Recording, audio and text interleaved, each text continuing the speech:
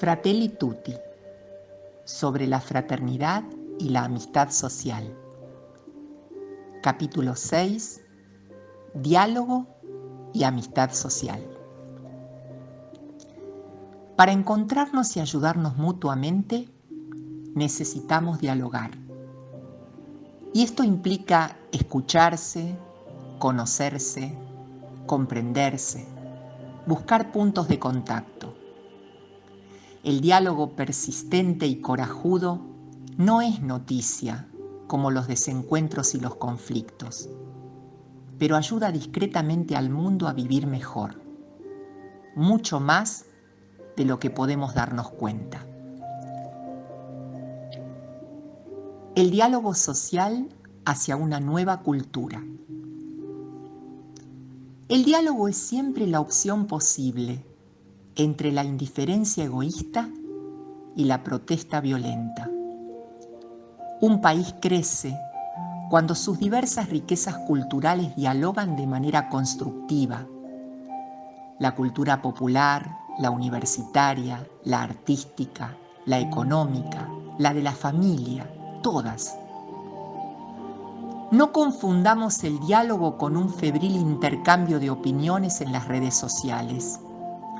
Esos son monólogos paralelos que no comprometen a nadie, siendo sus contenidos frecuentemente oportunistas y contradictorios. La difusión de hechos y reclamos en los medios suele cerrar las posibilidades del diálogo, porque permite que cada uno mantenga intocables y sin matices sus ideas, intereses y opiniones. Se descalifica al otro. El debate es manoseado por intereses que tienen mayor poder e inclinan deshonestamente la opinión pública a su favor. La falta de diálogo implica que ningún sector está preocupado por el bien común. Las conversaciones se convierten en meras negociaciones para que cada uno pueda rasguñar el poder y los mayores beneficios posibles. Los héroes del futuro serán los que sepan romper esa lógica enfermiza y decidan sostener con respeto una palabra cargada de verdad. Construir en común. El auténtico diálogo social supone la capacidad de aceptar el punto de vista del otro, que tiene algo para aportar y que es deseable que profundice y exponga su posición.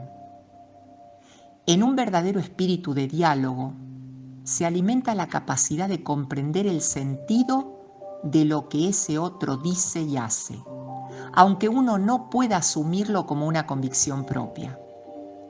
Y así es posible ser sinceros, no disimular lo que creemos sin dejar de conversar. Las diferencias son creativas, crean tensión, y en su resolución está el progreso de la humanidad.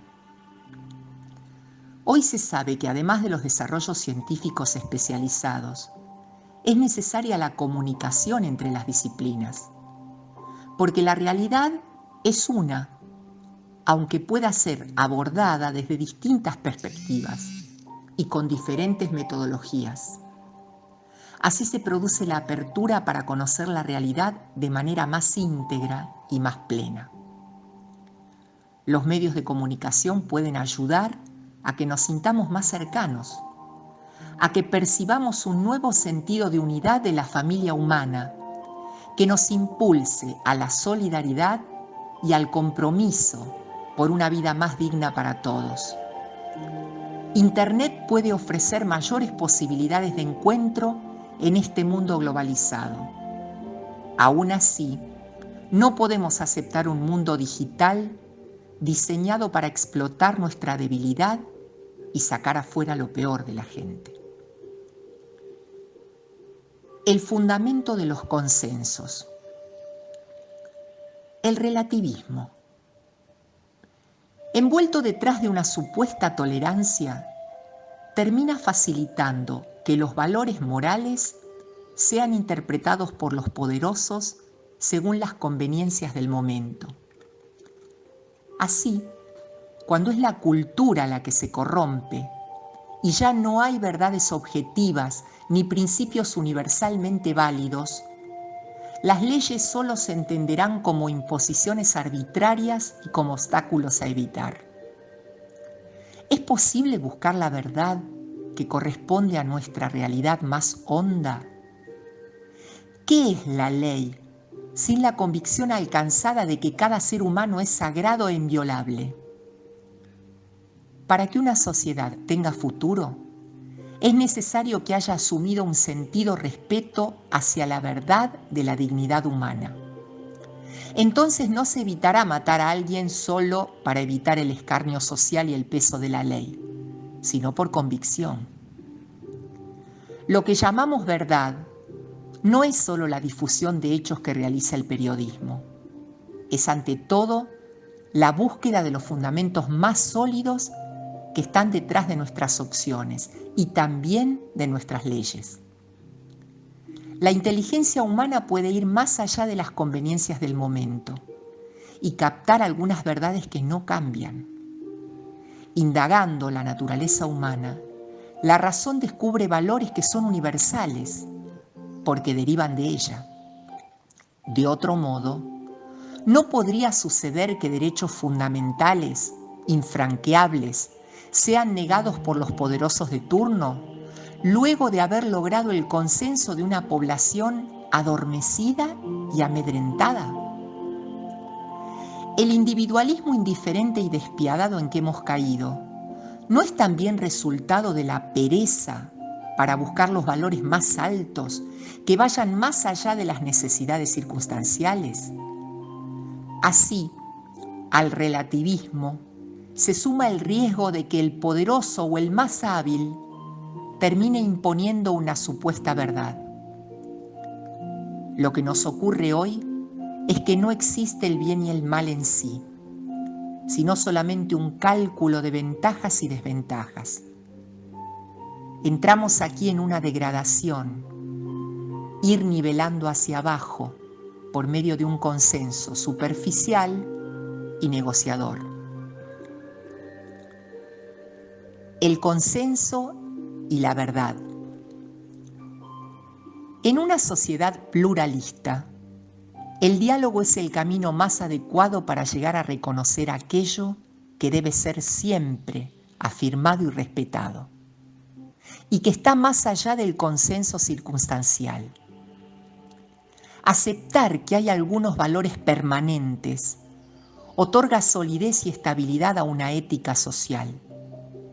Esos valores básicos son trascendentes a nuestros contextos y nunca negociables.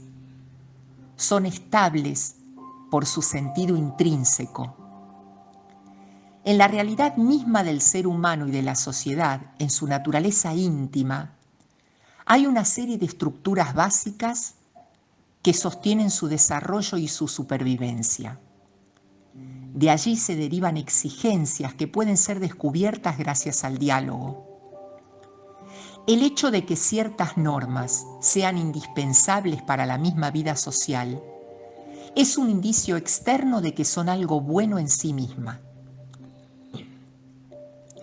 Si hay que respetar en toda situación la dignidad ajena, es porque nosotros no inventamos o suponemos la dignidad de los demás, sino porque hay en ellos un valor que supera las cosas materiales y las circunstancias.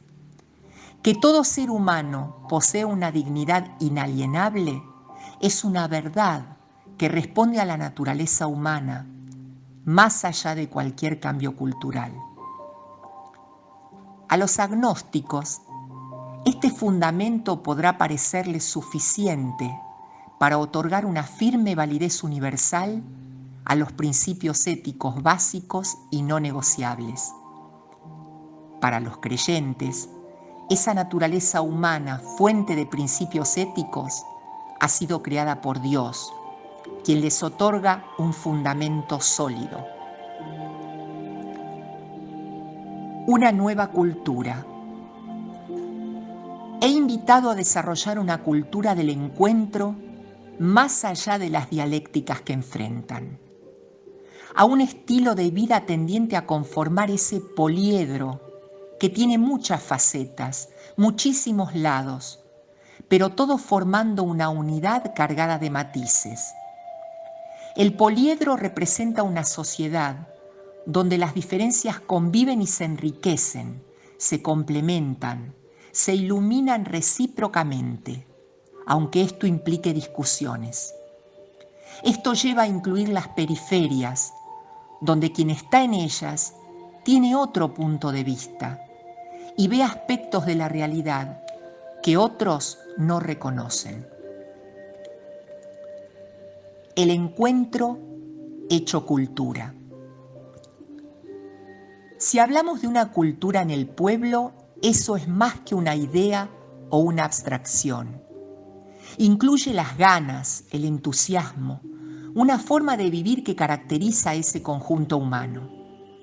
Hablar de cultura del encuentro significa que como pueblo nos apasiona intentar encontrarnos, buscar puntos de contacto, tender puentes, proyectar algo que incluya a todos. La paz social es trabajosa, artesanal, y sería superficial y frágil si no fuese el fruto de una cultura del encuentro que la sostenga. Integrar a los diferentes es mucho más difícil y lento, pero es la garantía de una paz real y sólida. Lo que vale es generar procesos de encuentro, procesos que construyan un pueblo que sabe recoger las diferencias. El gusto de reconocer al otro. Se necesita el hábito de reconocer al otro el derecho de ser él mismo y de ser diferente. Sin ese reconocimiento surgen maneras sutiles de buscar que el otro pierda todo significado, que se vuelva irrelevante, que no se le encuentre algún valor en la sociedad. Cuando un sector de la sociedad pretende disfrutar de todo lo que ofrece el mundo, como si los pobres no existieran, eso en algún momento tiene sus consecuencias. Un encuentro social real pone en verdadero diálogo las grandes formas culturales que representan a la mayoría de la población. Un pacto social realista e inclusivo debe ser también un pacto social que respete y asuma las diversas cosmovisiones, culturas o estilos de vida que coexisten en la sociedad. Por ejemplo, los pueblos originarios no están en contra del progreso. Si bien tienen una idea de progreso diferente, más humanista, que la de la cultura moderna de los desarrollados. La intolerancia y el desprecio hacia las culturas populares indígenas es una verdadera forma de violencia. Un pacto cultural supone renunciar a entender la identidad de un lugar de manera monolítica y exige respetar la diversidad ofreciéndole caminos de promoción y de integración social. Este pacto también implica aceptar la posibilidad de ceder algo por el bien común. La búsqueda de una falsa tolerancia tiene que ceder paso al realismo dialogante, de quien cree que debe ser fiel a sus principios, pero reconociendo que el otro también tiene el derecho de tratar de ser fiel a los suyos. Es el auténtico reconocimiento del otro que solo el amor hace posible. Recuperar la amabilidad. El individualismo consumista provoca mucho atropello. Esto se acentúa y llega a niveles exasperantes en épocas de crisis, en situaciones catastróficas, en momentos difíciles donde sale a plena luz el espíritu del sálvese quien pueda. Sin embargo, todavía es posible optar por el cultivo de la amabilidad. San Pablo menciona un fruto del Espíritu Santo que expresa un estado de ánimo afable, suave, que sostiene y conforta. La persona que tiene esta cualidad ayuda a los demás a que su existencia sea más soportable, sobre todo cuando cargan con el peso de sus problemas, urgencias y angustias. Lleva a decir palabras de aliento que reconfortan, que fortalecen, que consuelan, que estimulan. La amabilidad es una liberación de la crueldad, de la ansiedad que no nos deja pensar en los demás, de la urgencia distraída que ignora que los otros también tienen derecho a ser felices. De vez en cuando aparece el milagro de una persona amable, que deja a un lado sus ansiedades y urgencias para prestar atención, para regalar una sonrisa, para decir una palabra que estimule, para posibilitar un espacio de escucha en medio de tanta indiferencia. El cultivo de la amabilidad, cuando se hace cultura en una sociedad, transfigura profundamente el estilo de vida, las relaciones sociales, el modo de debatir y de confrontar ideas. Facilita la búsqueda de consensos y abre caminos donde la exasperación destruye todos los puentes.